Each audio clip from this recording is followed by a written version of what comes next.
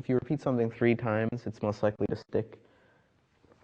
And people work too much, considering the Protestant work reformation, and like the whole idea that not working is bad and that you're going to go to hell if you don't work, basically.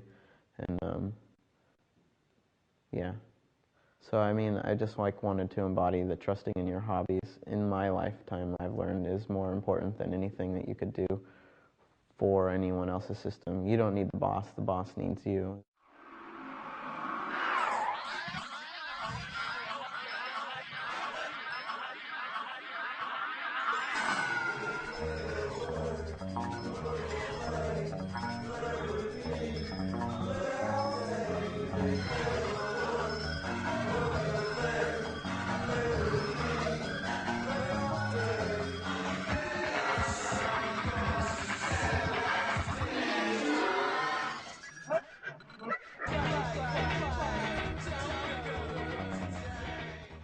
The first thing you do when you return to San Francisco is go to the food stamp office, and you learn it from Wu-Tang songs, first and foremost, but you go to the food stamp line and you apply for food stamps, and you can qualify.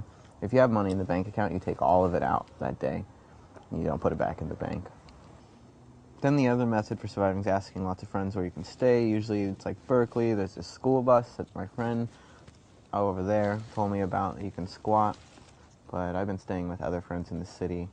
I've done this so many times that I'm starting to lose my options. I'm already here a month now, a month and 3 days, and I need to find a place to live ASAP.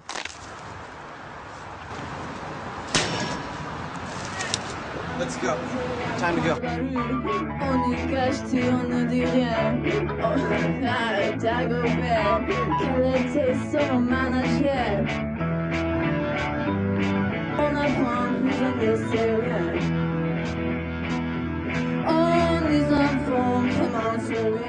Six or 8 years ago, we had these early warm rains, and then it stayed really warm and damp.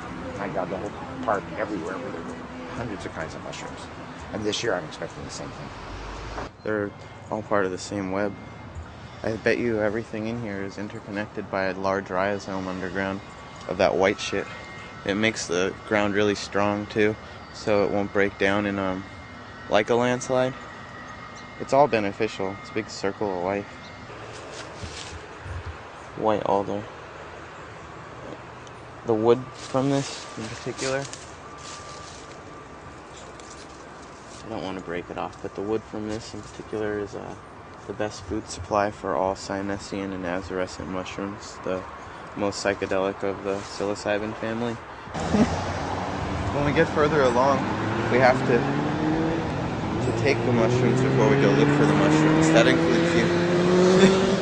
I've always heard art as the idea of a comparison of observations between two people or two things.